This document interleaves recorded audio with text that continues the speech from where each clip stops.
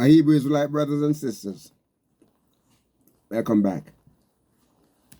This is your Moray, Dr. Yeshu, and we want to thank you again. Thank you so much for your subscriptions. Thank you for your likes. Thank you for your comments. Thank you for your prayers. Thank you for your support to this channel and what this channel is all about. So, we're back and we just want to continue to share with you about the origin and belief of Judaism. How does it differ from what the scripture teaches? How does it differ from what the scripture teaches? By inserting an usually large amount of Hebrew element into colloquial Judaism, or in local colloquial Judeo-Sorbian Yiddish, and by interpreting and recalibrating, what is referred to as religious and ethnographic practices according to the biblical and Talmudic precedent, custom known to be obsolete among the Christians were also retained by the Jews as Jewish practices. So we have some custom that Christianity said, no, we're not going to go into that. That's a little bit way off, to compare it with what they're trying to do. Because you see, what they're trying to do, they're trying to make these two religions, trying to make them different from each other. So that, you can say, well, okay, Christianity believe this and Jews believe this, and everybody in the same boat. If Christianity believe this, the same thing that Judaism believe, then everybody would be together. But because it's so different, and everybody have their own different teaching, it's just like the denominations today. Everyone has a different teaching, yet everyone said they believe in one God. Then if you believe in one God, why don't everybody just believe the same thing then if you believe in one God? So you have a Christian over there, a Christian over there, just like you have a Jew over there and a Jew over there, and you have different theological belief among the Jews, you have different theological belief among the Christians, and everybody said they're serving the same God. Everybody. Oh, I believe in God. Yes. So what was your belief? You start teaching is different. This one different. But everybody have a different concept of who he is. But we are going to the same heaven. But we don't believe what, So when you come down to teaching the Bible and you start showing them what the scripture said, they rather take the traditional belief that they've heard over the years over the scripture. Because you see, my brothers and my sisters, many people interpret the scripture based on how it sounds. We don't interpret the scripture like that. It's like,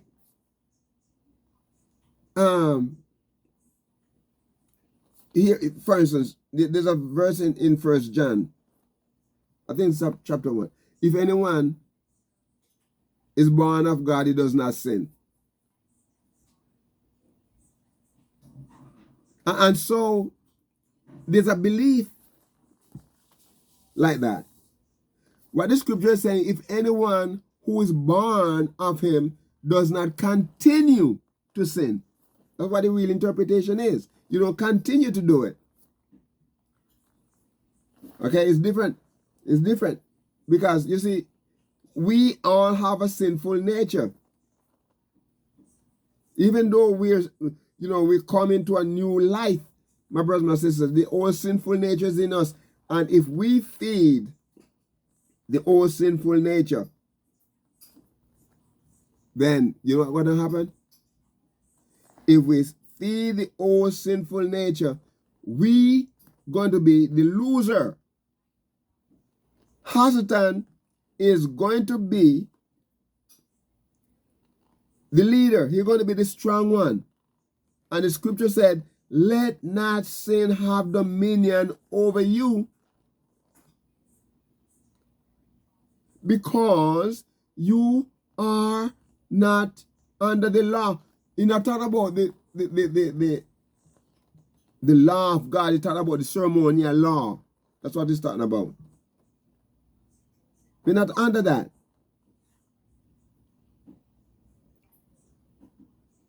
We are not under that. Because if we were under that, then we would not be able to function. Because Yahushua, that you refer to as Jesus, he came to free us from that. He offered himself. The present day Judaism does not believe that. Present day Judaism does not believe that. Okay? All right, let me ask you a question. For example,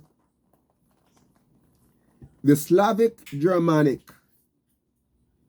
let me say it again, the Slavic Germanic glass breaking ceremony intended to scare off devils away from a merrymaking, the merrymakers at a wedding. This was reinterpreted as a remembrance of the destruction of the two temples in Jerusalem.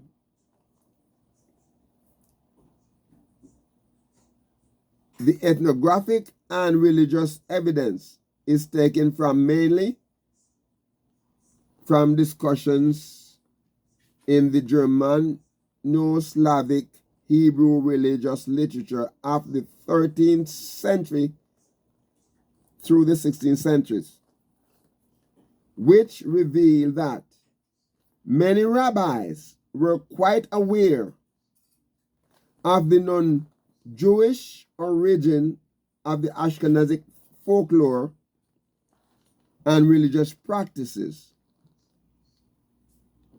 where the rabbis could not convince the masses to abandon pagan Christian customs. They were obliged to retain them, but in a Judaicized form. It's just like the Christians, right? They believe that Jesus was born on December 25th. Where the teaching of the scripture would show that he was born right around during the time of the Feast of Tabernacle. My brothers and my sisters, you and I know that based on December 25th, during that time in Israel, it's cold and snowy in the mountain, and out where the shepherd would be abiding and watching over the sheep. Do you think the shepherd going to leave the fold? What the purpose of the sheepfold was to bring the sheep in to a warm place to hide them from the weather and also to hide them from predators. Do you think the shepherd was going to be on a snowy day out there with the sheep? Where the sheep going to eat? Snow? We don't have enough sense to think. So we believe everything we hear. We believe everything we hear. So the rabbi, they could not convince the people, the masses of people, to put away those paganistic teaching and customs. So they were obliged to retain them, but only to Judaize them. Excuse me. So The book offers a correction to the substantiated view of the late author Kessler in his 13th century tribe, London, when they believe that a lot of the British people is the new Israel. When I was a younger man, there was this man in Los Angeles. It was have a church called the Worldwide Church of God.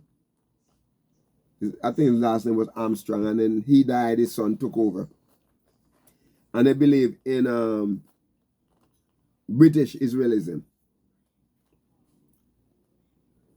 And in this belief, they don't believe that black people, those of us who are Israelites, they don't believe that we came from, we are descendants. They believe that we are Gentiles, and they are the true Jews.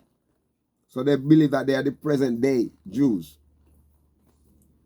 So I went to one of the churches that I was brought up in, right? And in the Shabbat, this elder got up and he has a magazine in his hand, because they used to publish these magazines, right? And I think they probably still do. And so he got up and he started to read something during the Shabbat school message. And it was, lessons rather. And he was reading this book. So I was kind of inquisitive, And I think I might have was living here in Florida, and then I went back to Jamaica for some holiday, for something. I was out there. So anyway, I went, and I think there was a time my father got sick and all that. Shortly after a hurricane, that huge hurricane that broke up a lot of places in Jamaica and so on. Broke up my father's house and, our house and everything. My father was sick in the hospital. Anyway, the same church, they had a section in their room for the ministers when they come, and it was so devastating. That's where my father and my mom and my brother went to stay in that section until for a few days, till they could find a place to go, because our house was devastated, was destroyed. So I went up there, and this man picked up this book and started reading, and so I raised my hand during the question and answer time. I said, "So where do you get that book from?" I said, "Number one, it's not the Bible. The way you're reading like it's a scripture. It's not a scripture." I said, "It's somebody's view." And I said, much more the man who wrote that book don't believe that you see right there, because they have the Israeli, our church.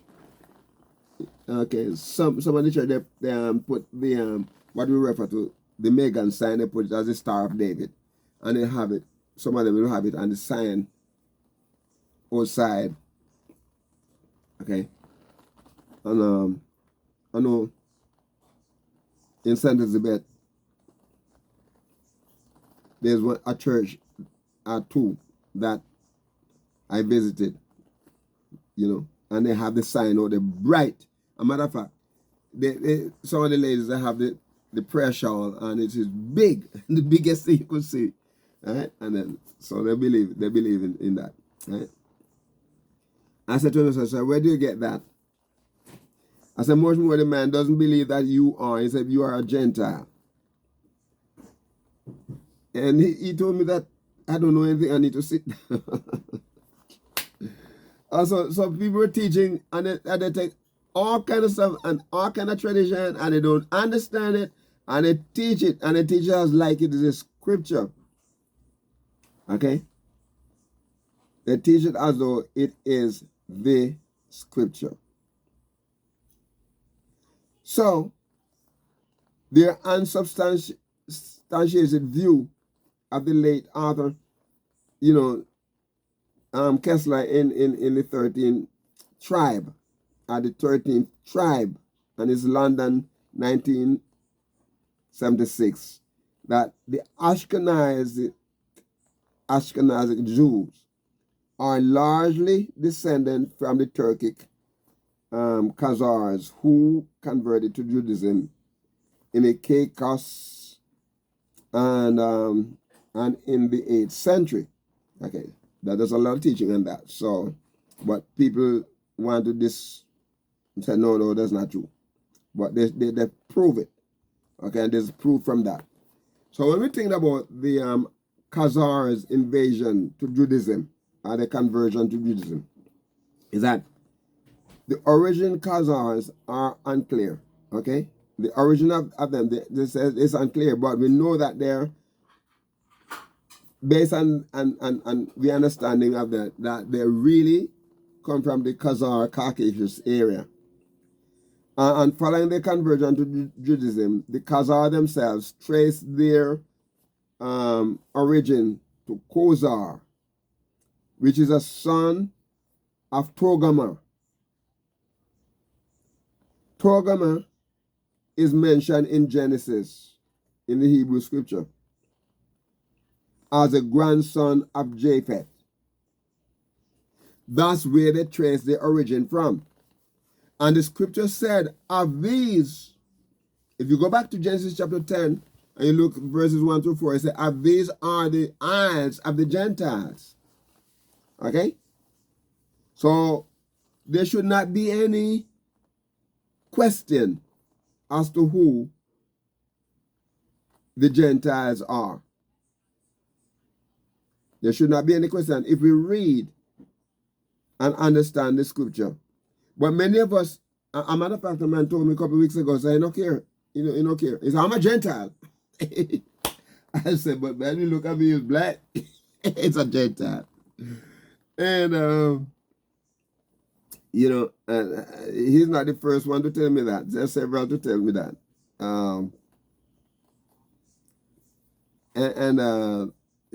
So some medieval sources give the name of the rabbi who oversaw the conversion of the Khazars as Isaac Sangari or Yitzhak Sangari.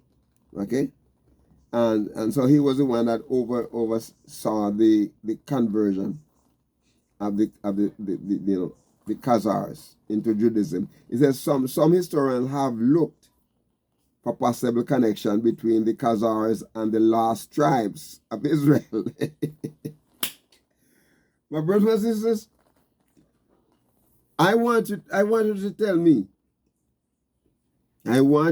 me what kind of connection the Khazars would have with the lost tribe of Israel. The tribes of Israel that they consider lost, they're not really lost. They're just the culture. They intermingle into other nations. The Khazar people were Caucasian people. The Israelite people, when they were taken into Assyria, they were black people. Israelites, of the northern kingdom. And later on, those who were taken from Judah were black people into Persia. So what happened? They intermarried and intermingled. And many of them lost their identity in that sense. One of the Iranian leaders said, because if nobody knows, my brothers and sisters, listen to this. I don't see any reason why we should be making our kind of noises and talking foolishness in many cases about people and who they're supposed to be. If nobody knows who our ancestors are, let me say this. If nobody else knows who our ancestors are, we cannot fight with Persia about it, because Persia had us. We were in Persia. Persia documented it as who the Israelite people are, because they had us there. From Nebuchadnezzar, the king of Babylon, when he stepped down, when he died, his son took over, and then his son, and in the Persian, a matter of fact, Nebuchadnezzar was also a Persian, but it wasn't called Persia at the time; it was called Babylonian. And so these people, they had us. They know who we are. And the king, you know, I don't agree. Well, I don't agree with the man trying to demolish Israel. I don't agree with that, because they became a nation, so they should try to live together and do whatever. But he, even though he said he wasn't going to demolish Israel, and one of the reasons why he said that is that he said, we were there. We came out of Israel as black people. And then he said we went back white. A lot of people don't pay attention to that. They don't listen to it. They don't care, because they believe that the Israel supposed to be white people, so they don't care what he said. But they had us. Then they had to know that they documented us. Esther from the tribe of Benjamin, all of them were there, and the white people, the Persian people had us. The Gentiles, and they had us, marrying into us. They know who we are. So my brothers and sisters, we should not be running around and don't understand. So some historians look possible for connection between the Khazars and the lost tribes. You know, but modern scholars, generally consider them to be the Turks who migrated from the east. Scholars also, you know, in the former USSR, consider the Khazars to be indigenous people from the North Caucasus. Okay? Wexler believes, and Kostler was right about the Slavic Turkic basis for the Northern European Jews, but that he erred, you know, assuming that the preponderance of Turks over other ethnic groups and placing the homeland of the Ashkenazic Jews in the Caucasus. You know, we know that the Ashkenazic Jews were Slavic people. We know that. Okay, so hence, we said the Ashkenazic Judaism is essentially a Judaized form of the Slavic pagan and Christian culture and religion, rather than, you know, an interrupted evolution of Palestinian Judaism. And the best repository of paganism, you know, we see that in this Slavic folklore, that Slavic, you know, survives over our days. He said Wexler also proposes that other Jewish diasporas, example, the Sephardic, the Arabic, Iranian, Chinese, Indian, Ethiopians, and Yemenites, also largely of non-Jewish origin. Now, what you know, I don't believe totally in what he said about that, because we know that the people of Ethiopia, who were from Danites, and the people of Yemen were also considered Danites. You know, there were people that when the fight broke out between the people who did not want to, during the division of the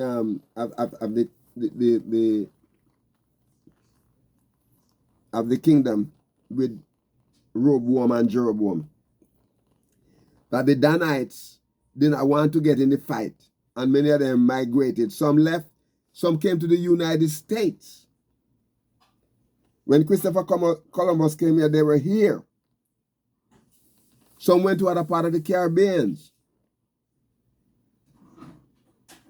Some went into Ethiopia, in the Cushite area. Okay?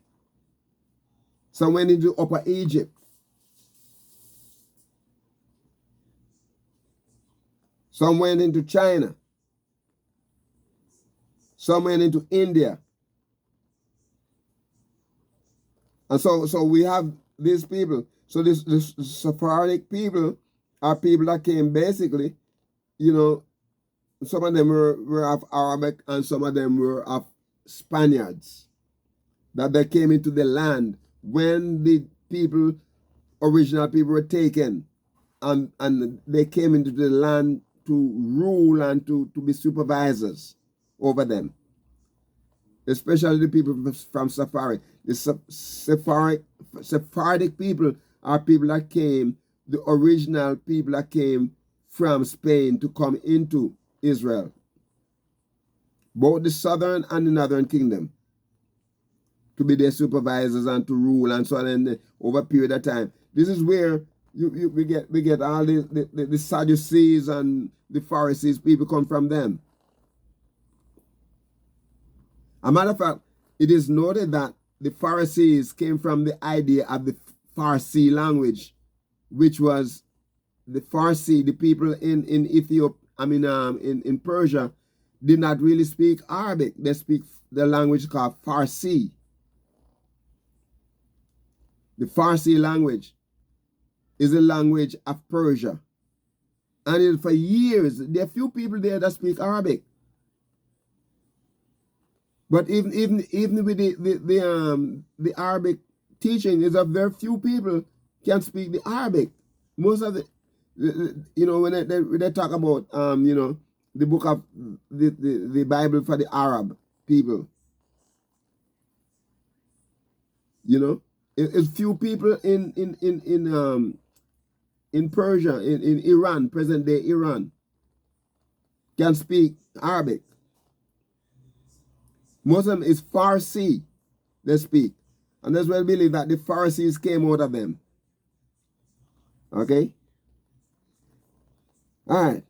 So, little is known about the early origin of Beta Israel. Now, we talk about Beta Israel. That's why they say little is known. But we know that they were Danites, my brothers and my sisters. So, many of them don't want to accept that. And this is why they say little is known about the early origin. The people of that's considered Beta Israel, who over the last several years, when they had the plane lift of picking people up from Ethiopia, parts of and bringing them back into Israel, because they found out that they know teaching show, literature show that they were of the original Israelite people. They were of Danites. Okay? They were Danites. And so some of them were probably Gadites too. And then they came in there, they were there in the land. So they want to say that, he maintained that the tribe of Dan chose to leave the Holy Land rather than join the fight between Rehoboam and Jeroboam. When the kingdom of David was split, the tribe went to the land of Cush. And it is documented, my brothers and sisters, in history. It is probably from this account that the idea arose that the Ethiopian Jews were descendants of the tribe of Dan. The view held by the Beta Israel themselves. That view is held by them. We're going to stop here, my brothers and sisters, and we're going to come back. And we're going to ask you to be a blessing to someone today and walk with the King. Shalom.